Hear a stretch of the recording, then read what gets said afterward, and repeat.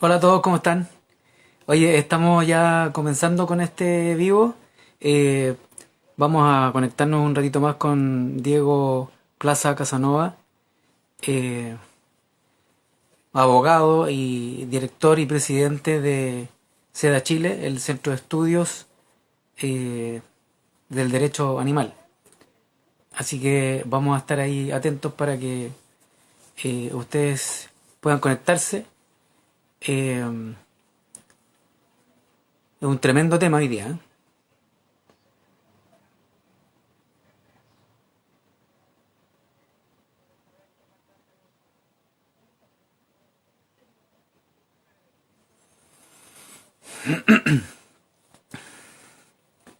Ahí estamos a la espera de que esto se empiece a conectar.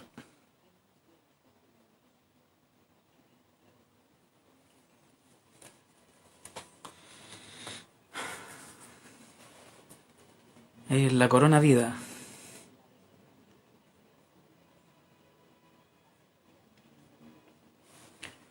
Algo pasa, parece.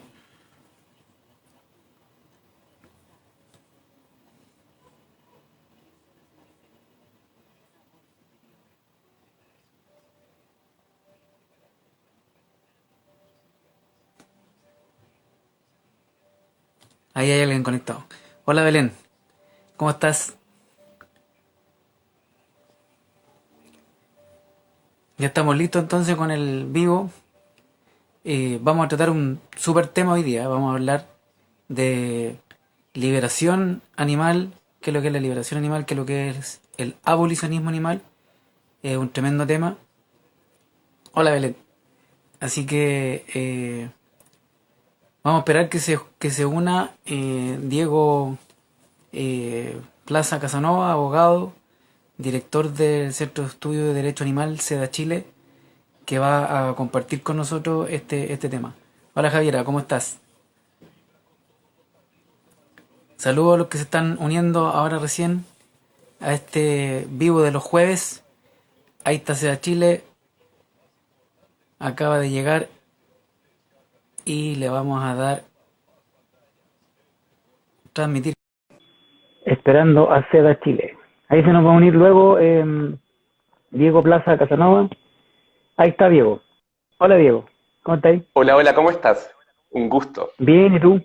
Bien, aquí estamos. Bien, súper. Acá contento para que podamos conversar sobre estos temas súper importantes para el movimiento animalista, para que podamos hablar un poco de lo que es la teoría de la liberación animal, de corte netamente utilitarista y ascendencia kantiana, de Peter Singer, muy famosa y arquetípica, como dije, en el movimiento animal de la segunda mitad del siglo pasado, y para que podamos comentar un poco acerca de todo lo que es la escuela abolicionista, sus distintas ramas, autores, y quizás si nos queda tiempo para mencionar algunas de las otras posturas animales que se encuentran en el medio. Vamos a decir que están en el medio, quizás no lo están, pero sí existen por lo menos 4 o 5 otras visiones que son súper importantes tener en cuenta al momento de activar, al momento de escribir, de crear, de teorizar, y también de ponernos de acuerdo para ver cómo enfrentamos entre los distintos individuos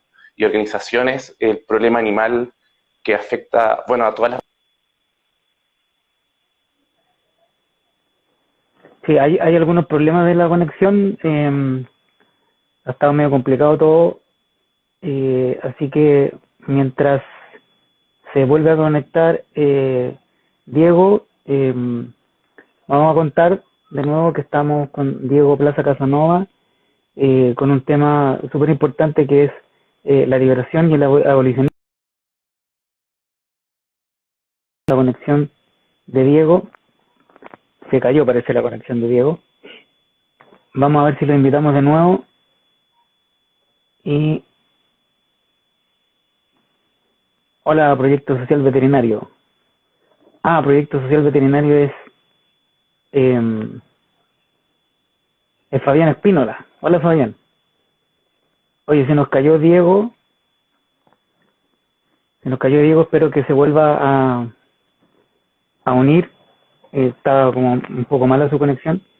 Eh, con este vivo donde estamos hablando de abolicionismo animal, es un tema súper importante que no se toca mucho, no se toca mucho, no se habla mucho, pero ahí, hola, aquí estamos, DXE Santiago también, me imagino que es la Cata, la Fernanda Garrido, nuestra colaboradora. Se nos cayó el Diego, habíamos comenzado, de hecho le voy a poner pausa a esta cosa, habíamos comenzado con Diego y se cayó. No sé qué habrá pasado. Vamos a ver si podemos retomar.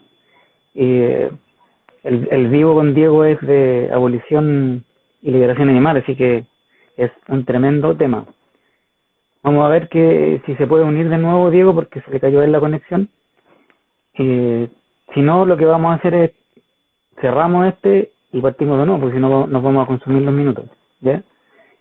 Así que, atento, vamos a esperar un ratito si es que Diego se puede volver a unir y volvemos, ¿ya?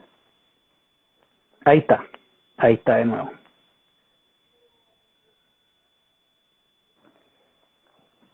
Ahí está de nuevo, esperemos que no se caiga de nuevo. Son cosas que pasan en este mundo, no te tranquilo, Diego, ¿eh? Tranquilo. Televisión en vivo siempre va a suceder. Televisión en vivo siempre pasan estas cosas. Así que... Ya, démosle entonces nomás, porque yo le había puesto pausa a esta cuestión, ya, démosle nomás. Partamos. Abolicionismo animal. ¿Qué es el abolicionismo animal? ¿De qué se trata? Para hablar del abolicionismo animal, yo creo que primero tenemos que comenzar hablando de dónde surge todo esto o a qué es aquello a lo cual se opone el abolicionismo animal, porque muchas veces, como dije, cuando hablamos de liberación animal, pareciera que estamos hablando de la liberación del animal humano de todas las formas culturales y materiales de explotación que ejercemos sobre ellos. Sin embargo, la liberación animal tiene su origen en una postura utilitarista y kantiana, y el abolicionismo es una postura posterior a ella, una escuela posterior que intenta superar o quizás perfeccionar algunas falencias que algunos pensadores encuentran que la teoría de la liberación animal adolece. Así que no sé si te parece hablar un poco aspectos básicos de la teoría de la liberación animal y nos metemos de fondo en lo que es abolicionismo. Yo ahora cambié de asesor, porque ahora ya no está el Tai, ella es New, es una de las tres gatitas que tenemos aquí en la casa. Sí, cambié de asesor. Súper, ahí ya no va a haber más problemas entonces. Ella me va a soplar. Súper. Ya, pues entonces comencemos. Todo lo que es la teoría de la liberación animal tiene su origen más antiguo, pero a la vez contemporáneo, en lo que es la filosofía utilitarista de Bentham, el filósofo inglés de mediados del siglo XVIII y mediados del siglo XIX, el cual postula como máxima fundamental que aquello que es bueno en sí mismo es aquello que tiende a generar la mayor cantidad de bienestar, de felicidad para la mayor cantidad de individuos posible y a la vez genera la menor cantidad de sufrimiento o adversidad para el mismo grupo. O sea, en términos simples, su utilitarismo es básicamente tomar decisiones teniendo en consideración que aquella decisión genere la mayor cantidad de bienestar o bien para todos. En ese contexto, Bentham considera parcialmente a los animales, y lo cual fue revolucionario para la época. Imaginemos que estamos hablando del año 1800 aproximadamente. Sin embargo, es señalada que los animales tienen un valor relativo, ¿ya? Ya que los animales, según él, a diferencia de los seres humanos, viven en un eterno presente. A diferencia del humano, que puede proyectarse, tiene planes, tiene intenciones, especula acerca de su propio futuro. Por eso mismo, según Bentham, no sería inmoral matar animales. Sin embargo, él pensaba de que ello no significa que pudiéramos maltratarlos, tratarlos mal a diestra y siniestra, sino de que en realidad debíamos cierta consideración hacia ellos. Y ahí aparece esta famosa frase que siempre se le atribuye, que es algo así como la pregunta no es si pueden hablar o razonar, sino sufrir. Lo que hace Peter Singer en su teoría de la liberación animal, muchos años después, en la década más o menos de los 60, de los 70 del siglo pasado, fue refinar esta teoría de la abolición, perdón, de la liberación animal. Sin embargo, como probablemente vamos a poder ver, y también como dicen algunos autores abolicionistas como Francione, no la refina ni la modifica, sino simplemente la replica o la vuelve a colacionar y la populariza dentro, valga la redundancia, de la cultura pop o el movimiento animal. Entonces, básicamente, ¿cómo lo reinterpreta? Una de sus premisas más importantes para el filósofo australiano es que existe una igualdad entre intereses o preferencias, de manera que tanto los intereses o preferencias de los humanos como de los no humanos en esta ecuación de ver qué es lo que va a generar el bien mayor o la felicidad mayor para todos, se consideran a los seres que no son humanos, y también colaciona y populariza la idea de la sintiencia como el límite fundamental que va a determinar las fronteras de la consideración moral. Básicamente dice que los animales son seres sintientes y que por eso sus intereses importan, puesto que si tomamos una decisión que beneficie solo humanos y que cause sufrimiento a animales no humanos, estaremos violando esta máxima fundamental del utilitarismo, que es generar el mayor bien para todos. Sin embargo, al igual que Bentham, señala que matar a un animal no es inmoral en sí mismo, a diferencia de que matar a un humano sí es inmoral. Porque los humanos, de nuevo la misma idea, tienen proyección de futuro, en cambio los animales vivirían en un eterno presente. Dicho esto, Peter Singer aboga por un vegetarianismo, entendiendo de que con una dieta vegetariana se va a causar menos sufrimiento que con una dieta carnívora a animales. Sin embargo, es notable que no aboga por el veganismo. Y de hecho, hoy en día él mismo ha señalado que se considera un flexitarian, o como un flexitariano, una suerte como de vegetariano que puede o no comer carne dependiendo del caso. Por ejemplo, él decía que cuando lo invitaban a congresos, de repente se quedaba a dormir en la casa de amigos y ellos le hacían una linda cena con carne, y él decía, bueno, no me voy a poner como fundamentalista ahora, me voy a comer ese plato de carne, o si no, se va a perder total, el animal ya fue ejecutado. Y dentro como de su ecuación mental abstracta, que es difícil de verificar y determinar, él considera que probablemente no comerse ese plato va a generar un mal mayor que comérselo, ya que está ahí servido. Sin embargo, retomando la idea de la sintiencia y el bien superior, señala que es menester reducir el sufrimiento al máximo. Por ende, si bien no está en contra de matar animales, si es que ello va a generar el bien superior de todos, sí es preferible comerse, según Singer, un animal que haya sido criado de manera humana o con la menor cantidad de sufrimiento posible a un animal, por ejemplo, producido en un cultivo intensivo de animales. De manera que, de nuevo, esta consideración inicial respecto a los animales, que pareciera ser súper idílica, hipotética, ideal, se ve mermada un poco también por la consideración relativa que al fin y al cabo su teoría utilitarista tiene respecto de los animales no humanos. Es en ese contexto que décadas, porque esto está muy sintetizado lo que es la teoría de Singer y Bentham, pero algunas décadas después, años después, comienza a surgir lo que es la teoría abolicionista, que tiene por objeto, a grandes rasgos, abolir de manera absoluta toda forma de explotación sobre animales no humanos y hacer este acto revolucionario, cultural, que es reconocer derechos a los animales no humanos, mientras que tradicionalmente los derechos han sido reconocidos o atribuidos a los animales humanos. Entonces, con eso comienza entonces con eso comienza el movimiento en el fondo de la liberación animal. Ahí parte. No, en realidad cuando hablamos de liberación animal, se atribuye un poco a la visión utilitarista de Peter Singer, con su libro Liberación Animal. Y ese es como, muchas veces, como un hecho como que puede inducir equívocos, porque cuando hablamos de liberación pareciera como liberar a los animales de toda forma de explotación, pero en realidad no, es simplemente quizás avanzar un poco más la barrera de consideración moral a lo que había años antes, pero si es que lo vemos así, en realidad no es tanto, porque no existe mucha diferencia entre Peter Singer y Bentham. Sin embargo, a Singer se le puede atribuir la labor de haber popularizado estas ideas en la cultura pop y haber dado como el puntapié inicial a lo que podríamos denominar como el movimiento animalista fuerte en Occidente en la segunda mitad del siglo pasado. Entonces, ahí me quedó más claro. Ahí ya. Claro. Eso como por un lado. Entonces, por otro lado, surge años después esta escuela abolicionista, que en realidad es como impreciso decir que surge después de Peter Singer, porque el abolicionismo viene de mucho antes, viene del siglo XVIII, en distintos países del mundo, en Inglaterra, en Norteamérica, eh, específicamente con la abolición de la esclavitud.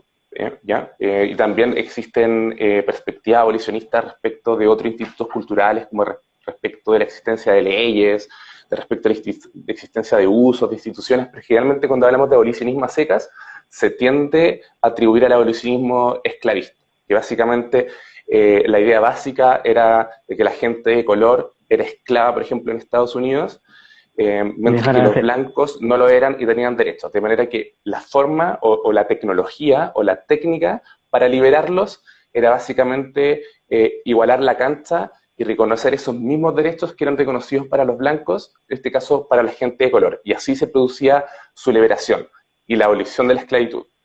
En ese sentido, lo que hace el abolicionismo animal es un poco tomar esta idea y hacer una pequeña bifurcación y utilizar como los mismos razonamientos respecto de animales no humanos, entendiendo de que, ok, si esto lo pudimos hacer con la gente, con humanos de color, ¿por qué no lo podemos hacer con animales? Si es que pensamos que solamente se podría haber hecho con humanos y no con animales no humanos, simplemente se basaría en una consideración especista, porque en realidad no habría una mayor diferencia entre animales humanos y animales no humanos. Entonces, uno de los primeros autores abolicionistas importantes o más famosos fue Tom Regan, norteamericano, y él parte de construyendo un poco esta diferenciación entre humanos y no humanos que hace Singer y Bentham en su utilitarismo. Y lo deconstruye a tal punto hasta llegar a categorías kantianas, o sea, que tienen muchos siglos de antigüedad, básicamente tomando dos pares de ideas que están presentes en Kant, que es por un lado la diferenciación entre pacientes morales y agentes morales, y por otro lado entre fines y medios. Básicamente, entre los seres vivos, Kant pensaba que existían pacientes morales y agentes morales. Los agentes morales son aquellos que podían realizar acciones, actuaciones, imprimiéndole un carácter moral al resultado de esa actuación. Por ejemplo, voy a poner un ejemplo súper tonto. Voy a dar una limosna. Entonces yo doy una limosna porque pienso de que en realidad estoy ayudando a esa persona para que tenga un mejor bienestar. O incluso podría ser una consideración moral, pero inmoral para nuestros valores. Yo le voy a dar una limosna porque la gente va a pensar de que yo soy bueno y voy a tener una mejor percepción de mí respecto de terceros. Entonces Kant pensaba que, por ejemplo, los animales no pueden imprimirle un valor, una consideración moral a su actuar, simplemente actuarían por instinto o por reflejo, etc. Entonces él señala de que serían ellos, los animales, agentes morales, simplemente serían receptores de actuaciones morales, pero no actuaciones morales, claro. No actores morales. Y a partir de eso pasamos a la otra categoría, de fines y medios. Entonces él señala de que en realidad los agentes morales son fines en sí mismos y jamás podrían ser utilizados como medios para satisfacer a otros. Por ejemplo, si yo ocupara a un ser humano y lo manipulara para satisfacer un fin mío, sería un acto inmoral. Pero si utilizo, por ejemplo, a una vaca, no, porque en realidad ella es un agente moral, es un paciente moral, no un agente moral, y no habría nada inmoral en utilizarla como un medio para satisfacer mis fines. Y para concluir eso, Kant hace la diferencia entre deberes directos e indirectos. Entonces yo tendría un deber directo para con los demás humanos de, por ejemplo, no hacerles daño o no utilizarlos como medios. Pero para con los animales yo también tendría un deber de no maltratarlos, pero no sería un deber directo para con el animal, sino indirecto. O en otras palabras, un deber directo para con los humanos. Toda vez que si yo cometo, por ejemplo, un acto de maltrato animal, estaría generando en el grupo social un ejemplo inmoral que podría ser replicado. Entonces, básicamente, ese deber de no maltratar al agente moral sería un deber directo para con los demás, para con los demás agentes morales. El no maltratar es porque para los otros humanos eso está mal y por eso no se debiera considerar así. Pero no por el animal en sí mismo. Exactamente, si yo maltratara a un animal, sería un comportamiento que denota agresión, denota el hacer un mal, que podría ser observado por otros humanos, podría ser replicado, incluso podría violentar la sensibilidad moral de otros humanos. Entonces, Mm, ese deber de no maltratar al animal sería un deber directo para con otros humanos, otros agentes morales, pero indirecto para con el paciente moral que es el humano.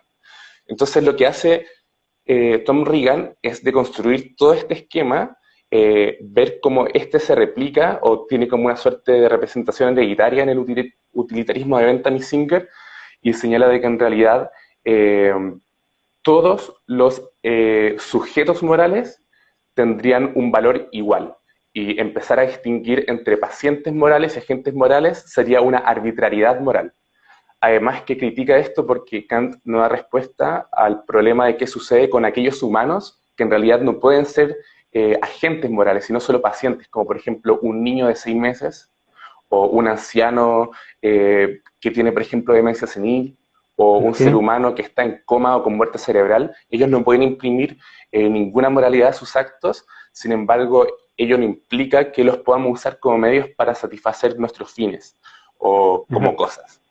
Así que en ese sentido, la postura de Tom Regan es súper radical, o en un momento fue súper radical, porque propone esta igualdad, y señala además como una segunda crítica que este utilitarismo de Peter Singer, si bien decíamos que proponía la igualdad entre intereses, o eh, claro, entre intereses, sería como una forma de instrumentalizar o cosificar al sujeto, en este caso al animal, porque para Singer sería valioso en cuanto sería como una suerte de receptáculo de intereses o experiencias. O sea, lo realmente importante sería la protección del interés y de la experiencia y no del sujeto en sí mismo. Y eso para Tom Regan le parece inapropiado. Y también esboza incluso una crítica al utilitarismo, poniendo el ejemplo de la tía rica. Entonces, él pone este ejemplo ficticio de que, por ejemplo, imaginemos que hay una tía anciana, enferma, que es multimillonaria, que tiene una herencia muy grande. Entonces, él le va a dejar a su sobrino una gran herencia. El sobrino tiene muchos hijos, tiene muchas necesidades económicas y necesita ese dinero, pero la tía no le va a dar ese dinero antes de que muera. Esa es la condición. Entonces, si ese sobrino recibe la plata, va a estar bien, su hijo va a estar bien, y para ahorrar impuestos va a donar gran parte de esa cantidad de dinero a un orfanato, de manera que muchos niños se van a ver beneficiados de esto. Entonces, claro, él dice, ¿cómo solucionaríamos este problema ético? Claro, él dice que mm. para la postura utilitarista de Singer sería como ético matar a la tía rica, porque causaría mucho más Porque bien está para haciendo más todos. beneficio, claro. Claro, en Más cambio, para beneficioso Tom matarla, Regan, claro, claro. o sea, sería como coherente desde una perspectiva no kantiana, pero sí para Bentham, en teoría, en la pizarra al menos, y para Peter Singer. Pero en cambio, para Tom Regan, dada esta igualdad entre intereses, sería inmoral, porque no Sí, se aquí, podría violentar el interés o el valor inherente que supone esa única vida para beneficiar muchas otras vidas. oye, Sin embargo, esto que parece... aquí no escribe verde tejuela vegan. Claro, y dice, lo único malo de Peter Singer fue el desequilibrio entre humanos y animales para jerarquizar los intereses. Eso nos dice. Sí, es verdad. Existe, sí, es algo que no pudo construir de una filosofía utilitarista que venía de hace por lo menos casi 2 siglos atrás, y si nos Siglo atrás, pues, remontamos claro. incluso varios siglos más atrás desde el punto de vista del kantianismo. Y acá es donde quizás para otros abolicionistas se cae un poco Tom Regan, porque señala que si bien existe una igualdad de interés entre todos los sujetos morales, eso no se extendería respecto a todos los animales, sino exclusivamente a los que denomina como subject of a life, o sujetos de una vida.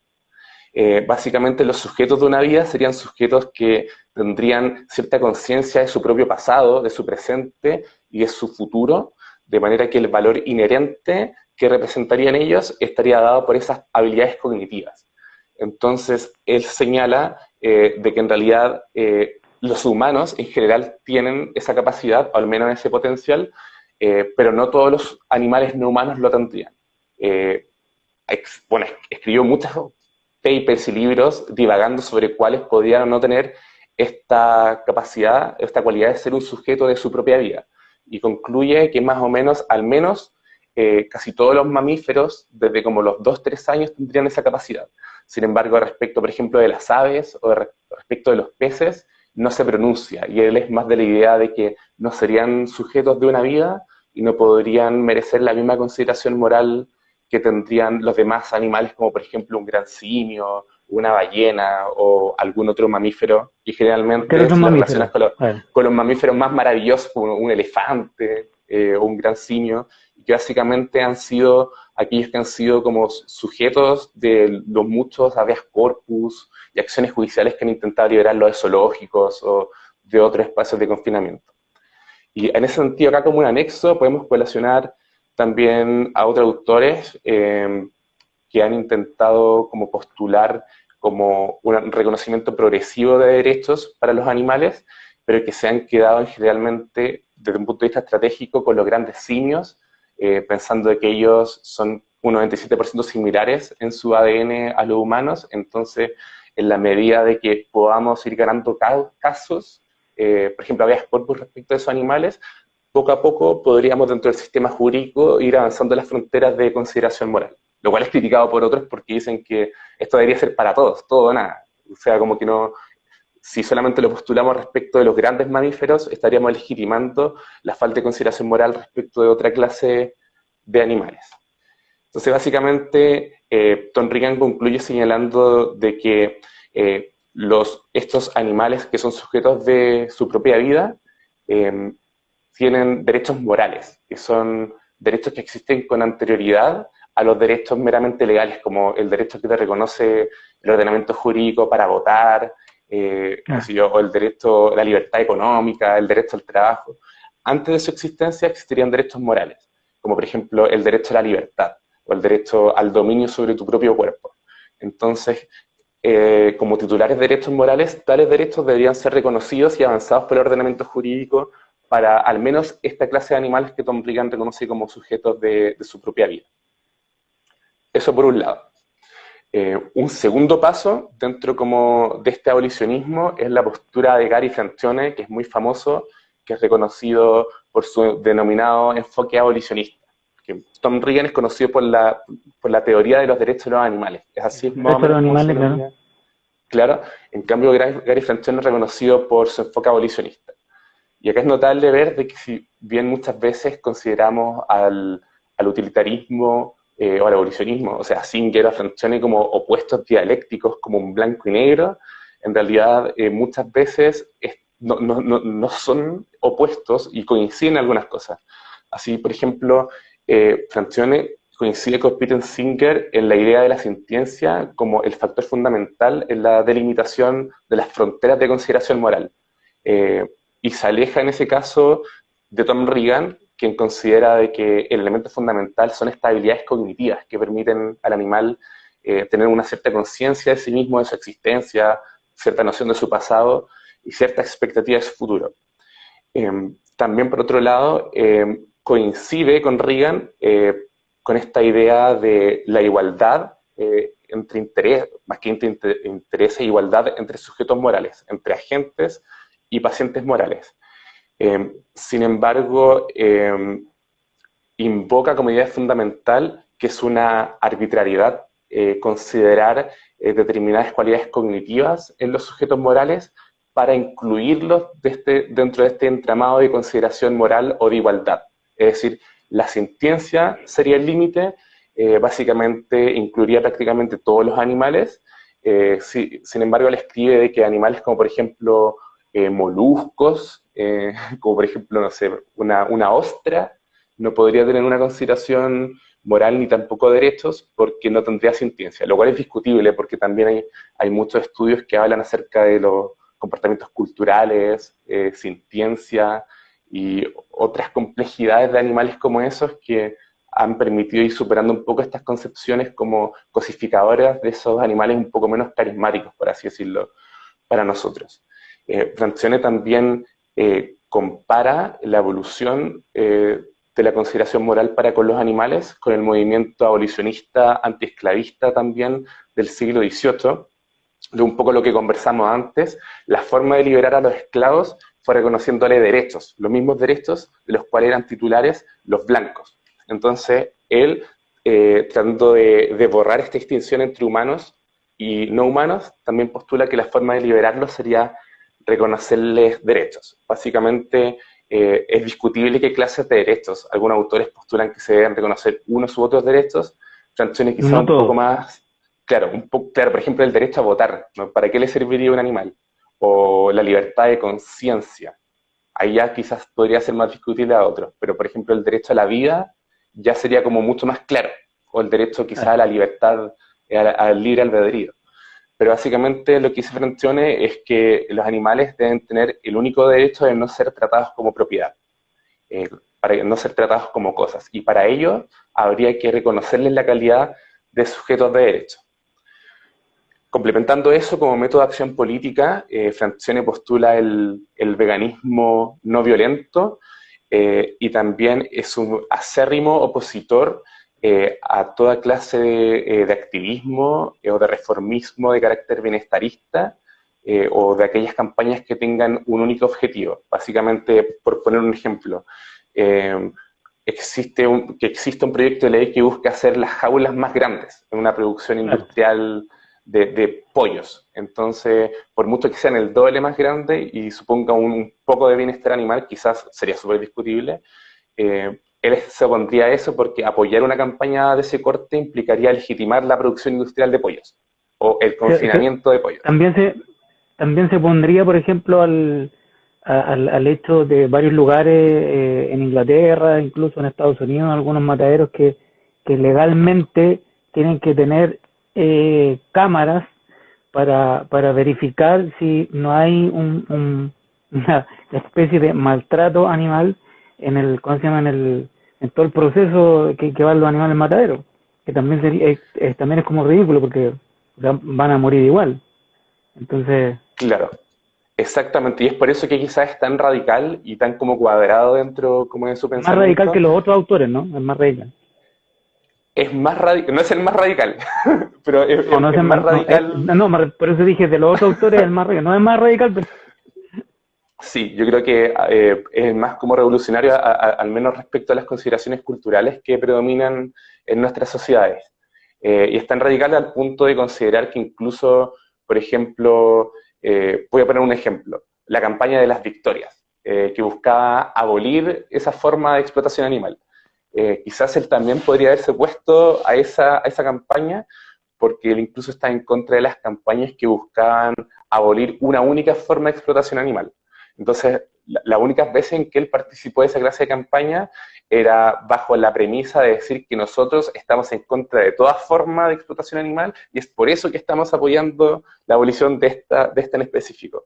Pero él pensaba que muchas veces estas campañas tienen un efecto mediático importante y tienden a generar un cierto adormecimiento en la población al generar la sensación de que se ganó o se avanzó algo, cuando en verdad podría ser una pequeña moneda de cambio que no estaría abordando como el tema fundamental o medular sí, correcto. de las formas de explotación animal que son transversales a nuestros medios de producción y formas de vivir en nuestra sociedad.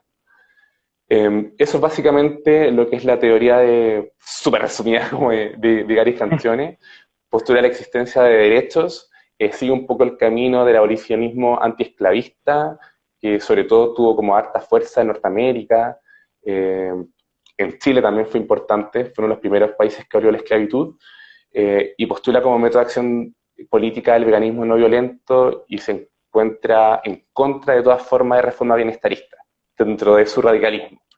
Sin embargo, como dijimos, él no es el más radical de todos. Hay otro autor que se llama Stephen Best, se le conoce por su abolicionismo radical, claro, su abolicionismo radical, que, bueno, Hay un básicamente él manifiesto, hay un manifiesto de Steve Best. un manifiesto, claro, que se llama efectivamente abolicionismo radical, que es de tintes absolutamente marxistas, de izquierda, reconoce expresamente que es marxista y critica a Francione por muchas cosas. De hecho, las tengo anotadas acá porque son como muchos puntos. En primer lugar, critica su falta de noción política. señala de que en realidad la forma de lograr como la liberación animal, no hablando de la liberación de Singer, pero la liberación de los animales o la abolición animal, requiere un esfuerzo táctico-político mucho más activo, y critica de esa forma su activismo netamente de activista de pizarrón, que escribe teorías, escribe papers, y critica toda forma de acción violenta, ya que, como dijimos, su método de acción política es el veganismo no violento. También le critica todos los privilegios que subyacerían a su figura, que sería básicamente la de ser un hombre, ser blanco, ser norteamericano, ser básicamente un old white man o un hombre viejo blanco, Un viejo blanco. eh, que básicamente estaría como postulando sus ideas y buscando que fueran replicadas al pie de la letra a través del globo, lo cual supondría como una suerte de neocolonialismo que pasaría por alto las particularidades, la idiosincrasia, las culturas de los distintos países, porque por ejemplo, es muy fácil criticar de que no se coman animales o no se sacrifiquen animales desde un pizarrón en una universidad norteamericana, y pretender de que eso, por ejemplo, una tribu en algún país de África lo siga al pie de la letra. En realidad implicaría desconocer muchas formas de relacionarnos con los animales de que podrían ser en el papel como malas, pero si analizamos otros factores quizás no tanto.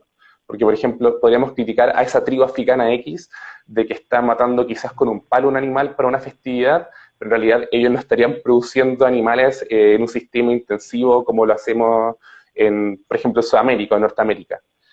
Que le critica el que miren menos la acción directa, y también critica el carácter capitalista que subyacería a la teoría de Gary Francione, básicamente porque reduciría el problema animal a un problema de consumo, esto es, al dejar básicamente de consumir carne, lo cual subyacería una mentalidad y consideraciones comerciales y capitalistas. Dicho todas estas críticas, de que incluso llega a llamar a los seguidores de Francione como Fran Zombies, señala Sí. de que en realidad, sí, esa cuestión fue notable, señala que es necesario abogar por un enfoque anticapitalista y directamente marxista, legitima expresamente su manifiesto los métodos de acción violenta como método de acción política y la violación incluso de la propiedad privada. En ese sentido, como que legitimaría acciones del tinte como del Animal Liberation Front, de entrar como a laboratorios, sacar a los animales y dejarlos romper todo. Y bueno, también invoca la idea de la interseccionalidad que está súper presente en el feminismo animalista, es decir, hacer causa común o relacionar todas las formas de discriminación o de luchas en contra de jerarquías. Eh, Sin embargo, en vez de irse en este caso por el lado del feminismo, vuelve a irse por el lado como del anticapitalismo, y señala que básicamente el capitalismo sería como una suerte de jerarquía analogable por la vía de la interseccionalidad a otras formas jerárquicas, que es como sería, por ejemplo, la dominación de humanos por sobre animales no humanos. Y así, bueno, básicamente concluye postulando métodos de acción mucho más intensos y violentos para alcanzar sus fines, eh, y imprimiendo un carácter netamente marxista a esta visión del abolicionismo animal, que quizás más una visión abolicionista de carácter marxista sería quizás más una visión marxista con carácter animalista. Y en este sentido como que me recuerda un poco a una autora que se llama Manesha Deka, que es una autora bien famosa canadiense de origen indio, ¿Ya? y ella tenía una teoría que no era declaradamente marxista, pero un poco reconocía un poco las estructuras que utiliza Best dentro como de su forma de oponerse a las formas, a todas formas, a todas las formas de jerarquía dentro de este caso del capitalismo. Entonces lo que ella decía es que en África, en un momento, con el colonialismo, se importaron las consideraciones morales para con los humanos, de los humanos para con los animales no humanos, a África. Dentro de ellos, colaciona el delito de crueldad animal. Entonces, un poco volviendo también a todos estos tratamientos rituales que muchas tribus africanas tenían con los animales, estos hombres blancos que venían a colonizar empezaron a encarcelar a muchos integrantes de estas tribus por, entre comillas, violentar el delito de maltrato animal. Sin embargo, ella dice que ello pasa por alto absolutamente toda la cultura de estos pueblos, que al final suponen raya para la suma o supondrían un tratamiento mucho más favorable para con los animales que nuestras culturas occidentales, y que básicamente el imponer esos delitos de maltrato animal a estas personas por la fuerza supondría una acción neocolonialista, o sea, se estaría volviendo a colonizar, en este caso mediante un instrumento cultural que sería el delito de maltrato animal, y postula que habría que oponerse, estos pueblos deberían oponerse entonces a este neocolonialismo, porque supondría una forma de lucha casi de clases entre las personas que pertenecen a este país y los colonizadores. O sea, pese a que no lo señala, igual subyace a su discurso una suerte de dialéctica entre la lucha de clases que es propiamente el marxismo, y que también subyace al abolicionismo radical de Stephen Best.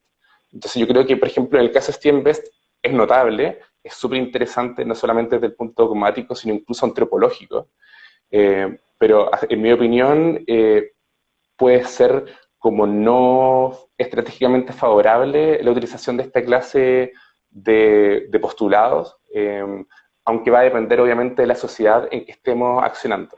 Por ejemplo, si estuviéramos en un país como Venezuela o como Cuba y nosotros quisiéramos meter el animalismo, sería súper útil hablar del anticapitalismo o de la lucha de clases, o de la abolición de todas formas de jerarquía.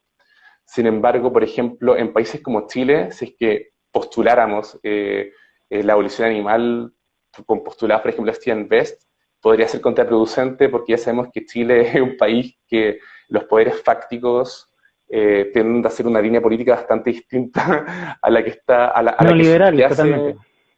que subyace al abolicionismo radical de Best. Es por eso que yo creo que es interesante, pero también desde un punto de vista estratégico es interesante tener en cuenta los efectos que pueden tener postular una u otra teoría con respecto a la liberación de los animales. Y eso vendría como a cerrar lo que sería el abolicionismo. No está exento de críticas. Básicamente, si podríamos esbozar algunas críticas, primero digamos de que ha constituido un avance súper importante en lo que refiere a la expansión de las fronteras de consideración moral para con los animales. El abolicionismo en la segunda mitad del siglo XX fue revolucionario al postular unas nuevas formas de relacionarnos con los animales y de construir una filosofía y una teoría del derecho netamente animal. Sin embargo, hay algunas cosas que pueden ser criticadas, como por ejemplo la noción de derechos morales de Tom Regan descansa o se acerca a lo que podríamos considerar como la teoría del derecho natural, que es propio de algunas escuelas de derecho históricas. Básicamente, el derecho natural se opone al derecho positivo. El derecho positivo es aquel que es legislado o creado por una sociedad o por un ordenamiento jurídico en un tiempo determinado.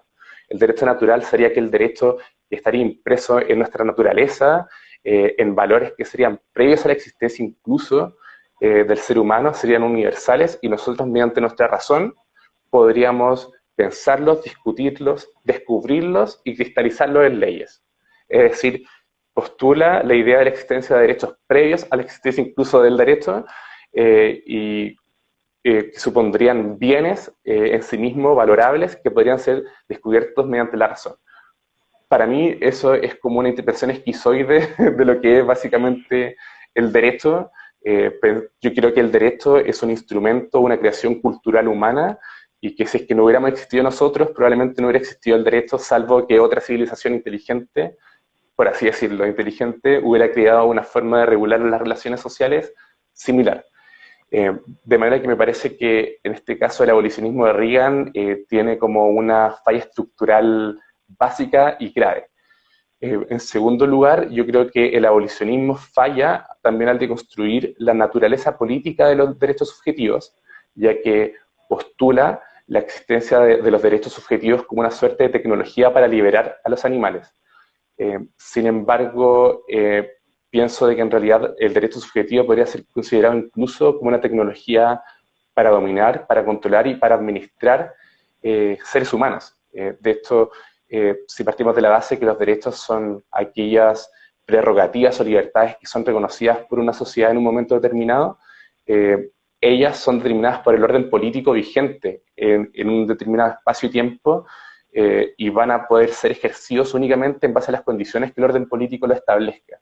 Así que pienso que considerar de que el derecho en sí mismo te hace libre, yo creo que es un error cultural.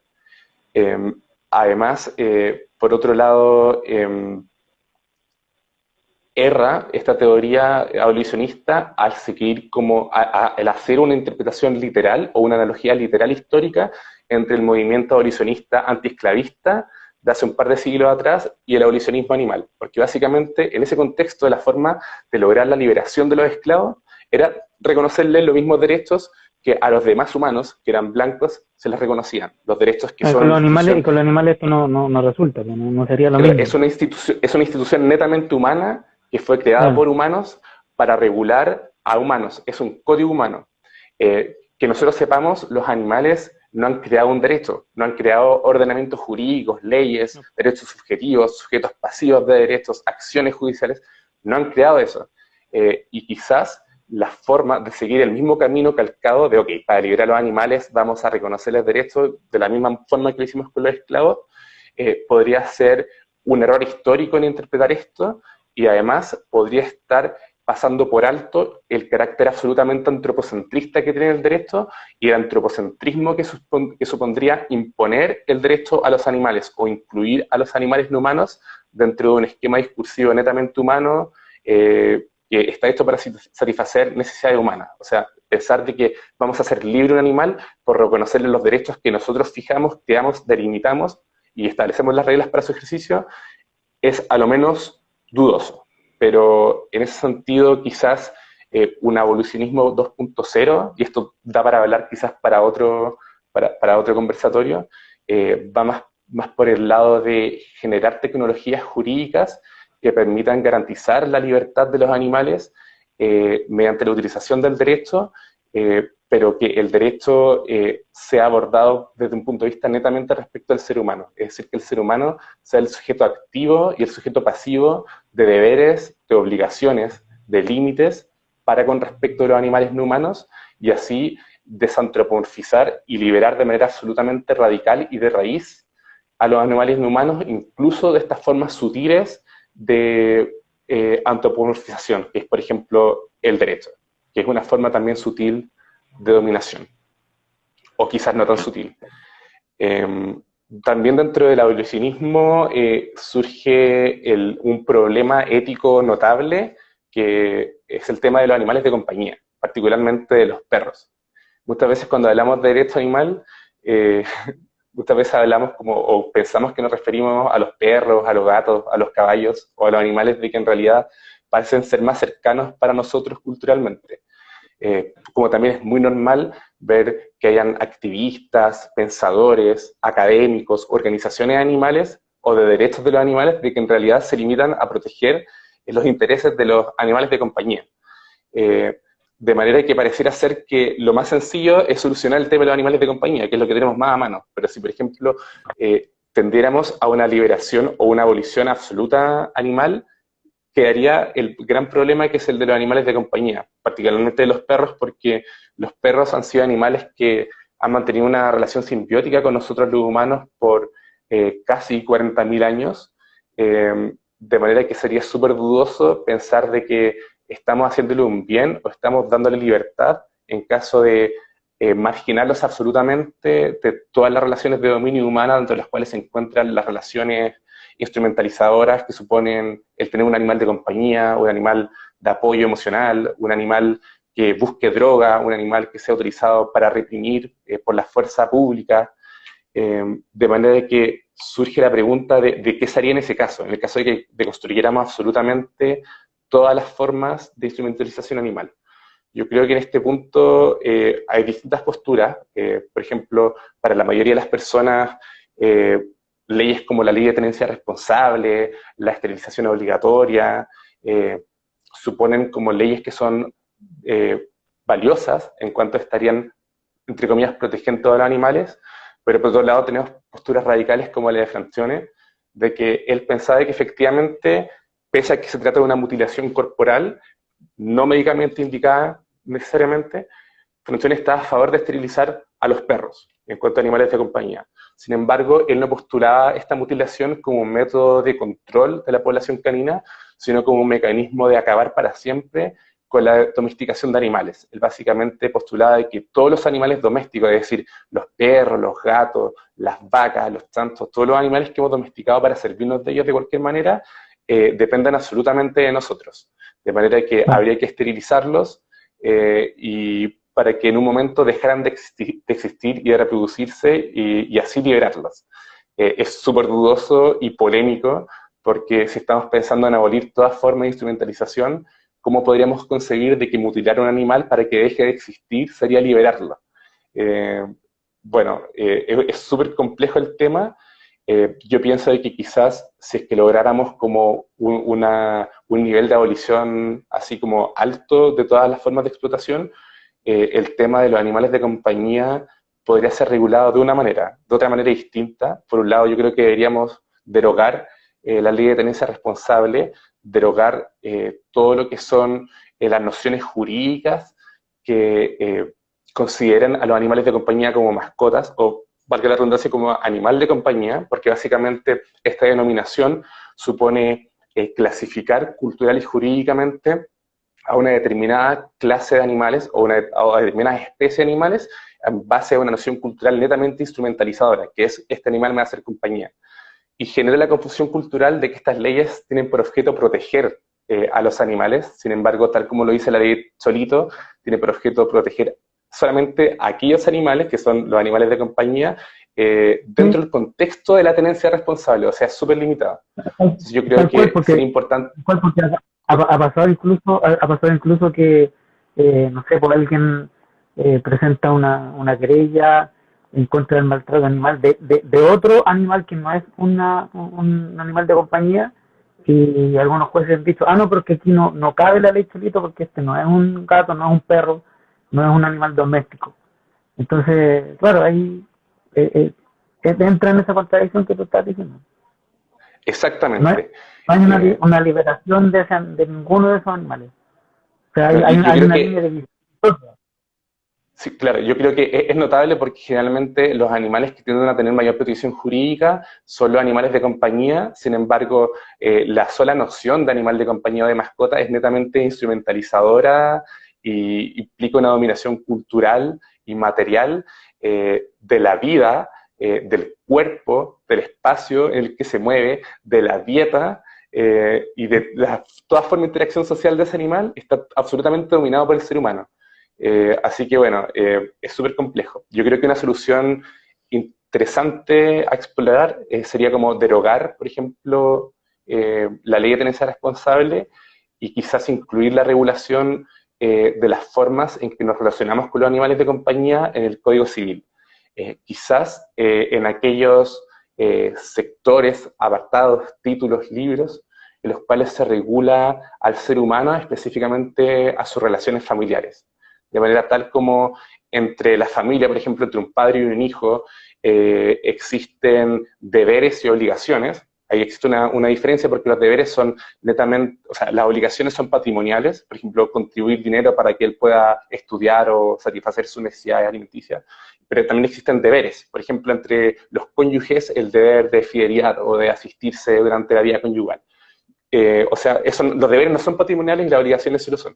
Yo creo que eso perfectamente, o sea, la relación con los animales que denominamos hoy en día como de compañía, que podríamos refundir esa noción como compañeros, podríamos incluirla dentro del Código Civil, incluso reconociendo la familia multiespecie, e incluso ir más allá, podríamos introducir en algún momento modificación al Código Penal para, en vez de hablar, por ejemplo, de un maltrato animal, en caso que matamos a un animal de compañía, podríamos considerarlo quizás un parricidio, ya que habría como una suerte de vinculación familiar. Yo creo que esa sería como una solución interesante a explorar respecto a los animales de compañía, que sería como una forma muy excepcionalísima de regular una relación de dominación entre humanos y animales no humanos, particularmente respecto de perros, atendida la relación simbiótica histórica por casi 40.000 años que mantenemos con ellos, pero más allá, yo creo que sería como difícil justificar otra forma de dominación a través del derecho sobre animales. Un poco, si es que seguimos los postulados abolicionistas y los reinterpretamos en base a las críticas y algunas deficiencias que podemos encontrar en ellos. Eso es lo que sería básicamente la liberación animal y el abolicionismo, y no sé si nos queda tiempo como para comentar un poco lo que hay al medio. Nos quedan como 10 minutos. ¿Como 10 minutos? Ya. Vamos corto y lo hacemos en 5 minutos. Poco menos de 10 minutos para que no estemos tan justos. Ya, pues súper. Bueno, lo más importante en señalar de qué es lo que está al medio entre Singer y Francione, entre el utilitarismo y el abolicionismo, es lo que se denomina como nuevo bienestarismo, o como Francione denomina peyorativamente como proteccionismo. ¿Ya? Básicamente, el proteccionismo eran como los primeros esfuerzos de protección animal que existían, por ejemplo, en el Parlamento inglés a finales del siglo XVIII y comienzos del siglo XIX. Entonces, él, para mirar en menos, dice que el no bienestarismo sería proteccionista. Sería básicamente aquellos que tienen por objeto alcanzar un ideal abolicionista, sin embargo creen que la forma de llegar a ello debe ser netamente progresiva, es decir, deberíamos como, por ejemplo, si podemos hacer una jaula un poco más grande, debemos aceptarlo, siempre teniendo en vista de que queremos eliminar las jaulas. Ese sería, por ejemplo, un ejemplo de una medida o un razonamiento neobienestarista o proteccionista, cuestión que es criticada apasionadamente por Francione, porque supuestamente todas estas acciones o legitimaciones neobienestaristas estarían nada más que legitimizando la existencia de estas superestructuras de dominación de los animales humanos con respecto a los animales no humanos. También es muy común esta postura, mucha gente que dice, no, yo soy abolicionista, pero, no sé, por ejemplo, como carne, o, no sé, pues promuevo, no sé, como la ley de tenencia responsable y sus categorías, básicamente pensando de que esto es una progresión, es un camino, y que no se puede hacer todo de la noche a la mañana. Y si seguimos esta ficción, también podemos encontrar otras teorías que solamente las vamos a mencionar por una cuestión de tiempo, que son distintas al utilitarismo y al abolicionismo. Tenemos el contractualismo animal. John Rawls fue un autor que habló sobre el contractualismo de manera súper prolífica en la teoría del derecho, y Mark Rowlands la reinterpreta respecto de la escena animal, señalando de que en realidad, o retomando esta idea de John Rawls del velo de la ignorancia. Básicamente lo que decía Rawls es que la forma de organizar la sociedad debe ser mediante una suerte de velo de la ignorancia imaginario, de manera que al establecer las condiciones en las cuales queremos que nuestra sociedad existe y se desarrolle, debemos pensar en abstracto, sin tener en consideración qué raza nos va a tocar, qué sexo nos va a tocar, qué posición social nos va a tocar, qué especie nos va a tocar, de manera que de esta manera podríamos alcanzar una solución más justa.